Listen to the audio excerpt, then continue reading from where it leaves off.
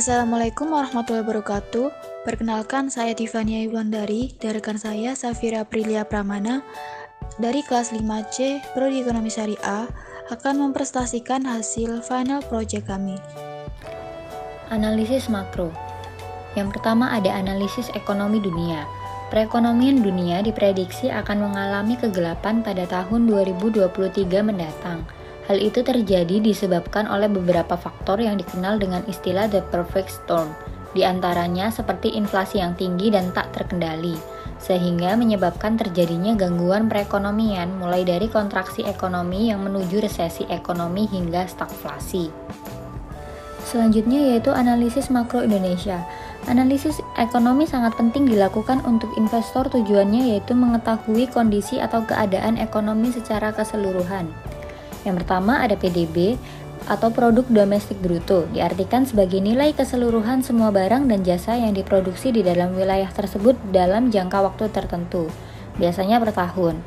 Yang kedua ada inflasi. Inflasi merupakan kenaikan harga secara umum dan terus-menerus dalam jangka waktu tertentu.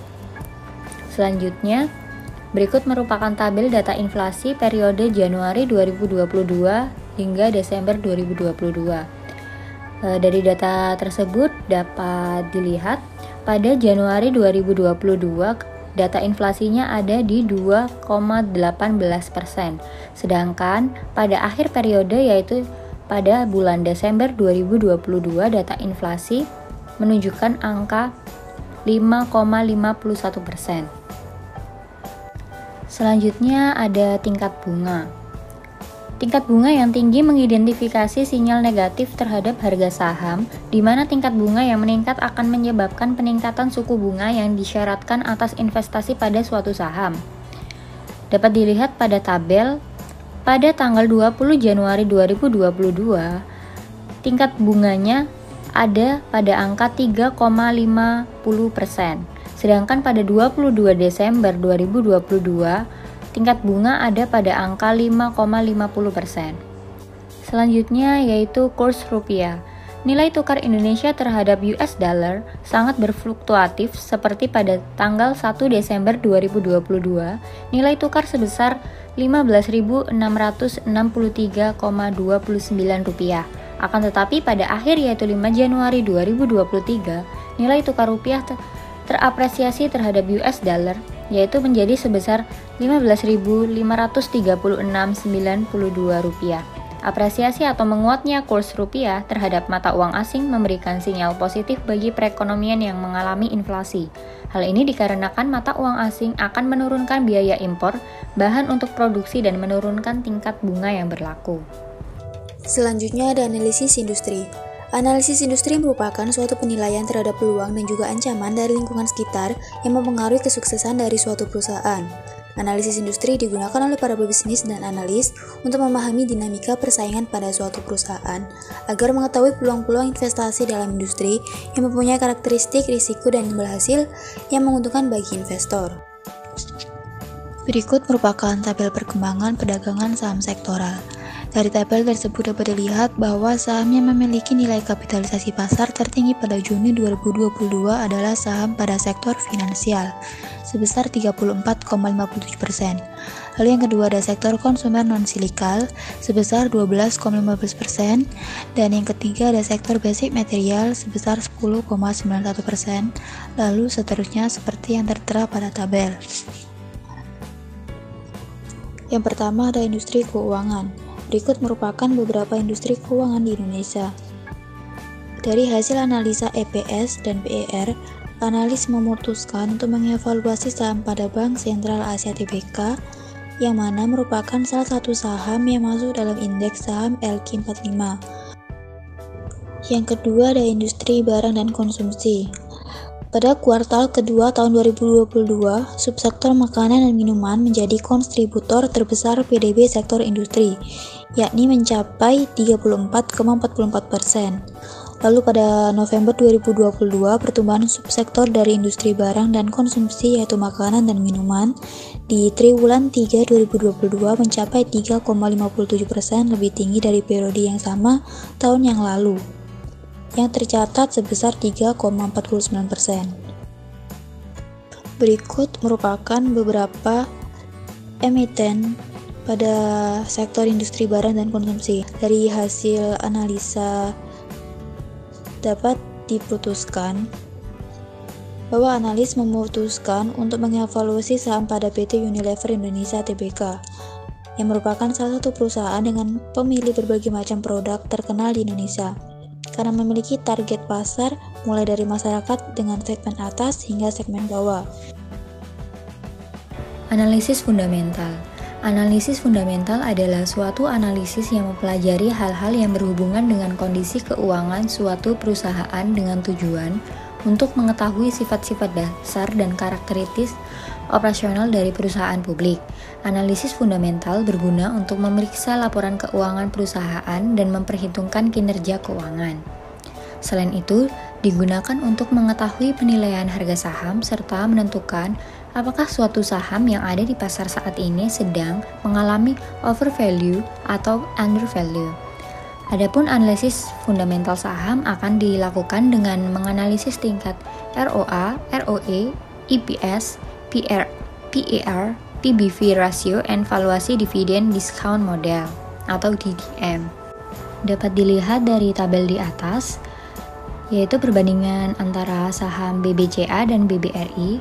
Dari data di atas dapat disimpulkan, berdasarkan EPS, perusahaan yang dapat memberikan keuntungan paling besar kepada investor di subsektor keuangan yang pertama adalah Bank Rakyat Indonesia Persero Tbk dengan EPS sebesar 335,96. Yang kedua, berdasarkan nilai PER, perusahaan yang menunjukkan harga saham masih murah dan cocok untuk investasi jangka panjang adalah dengan nilai PER yang kecil, yaitu Bank Rakyat Indonesia Persero Tbk sebesar 13,75. Berdasarkan ROA, perusahaan yang efektif dalam menghasilkan keuntungan melalui asetnya yaitu Bank Sentral Asia Tbk dengan ROA sebesar 3,14%. Dalam perusahaan yang kurang efektif dalam menghasilkan keuntungan melalui asetnya yaitu Bank Rakyat Indonesia Persero Tbk dengan ROA sebesar 1,85%.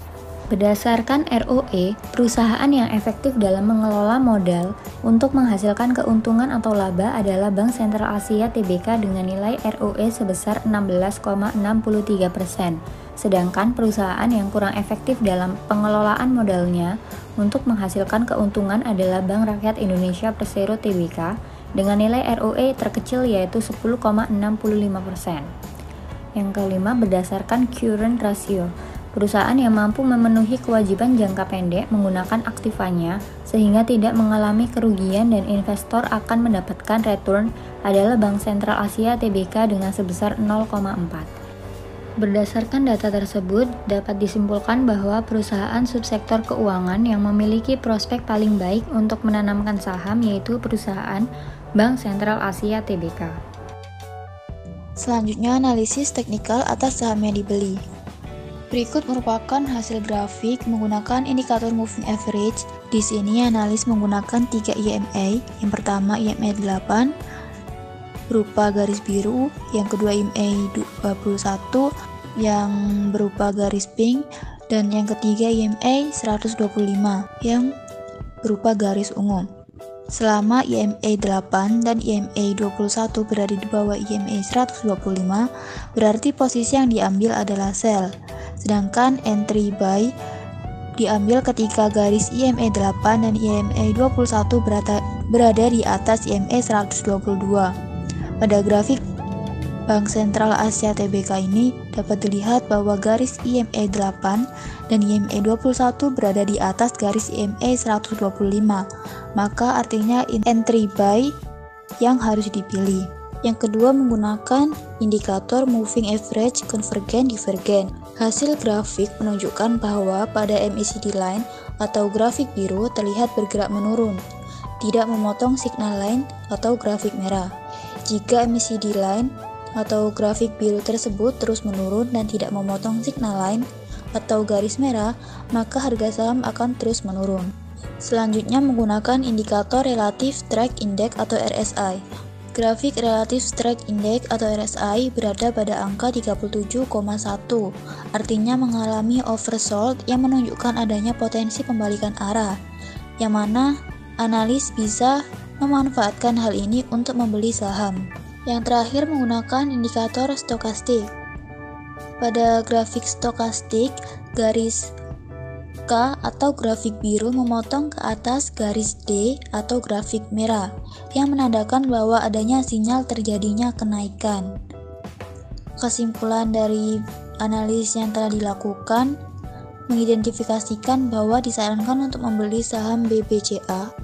Yang kedua, analisis teknikal pada PT Unilever Indonesia Tbk.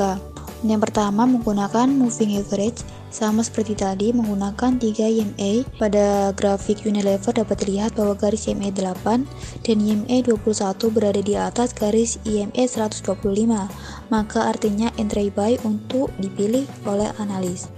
Lalu yang kedua menggunakan indikator moving average convergent divergent. Hasil grafik menunjukkan bahwa pada MACD line atau grafik biru terlihat bergerak ke atas, memotong signal line atau grafik merah.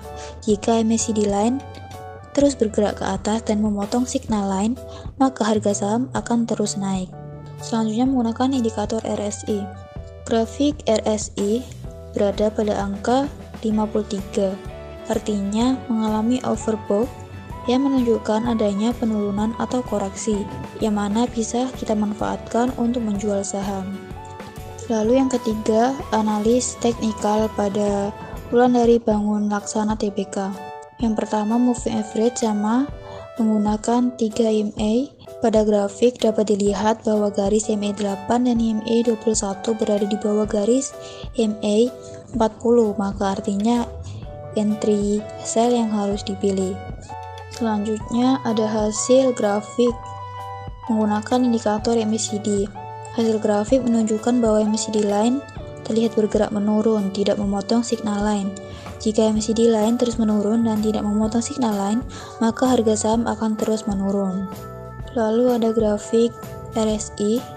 Grafik RSI berada pada angka 38,2, artinya mengalami oversold yang menunjukkan adanya potensi pembalikan arah. Pada grafik stokastik menunjukkan kondisi oversold karena di bawah angka 20 yaitu 9, yang mana nilai jual saham hampir mencapai titik terendah sehingga akan terjadi adanya kenaikan harga. Yang keempat, analisis teknikal pada perusahaan gas negara Tbk.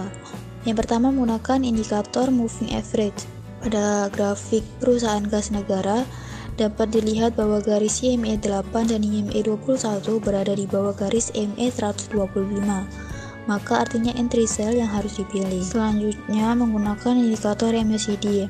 Hasil grafik tersebut menunjukkan bahwa MACD line terlihat bergerak menurun, tidak memotong signal line.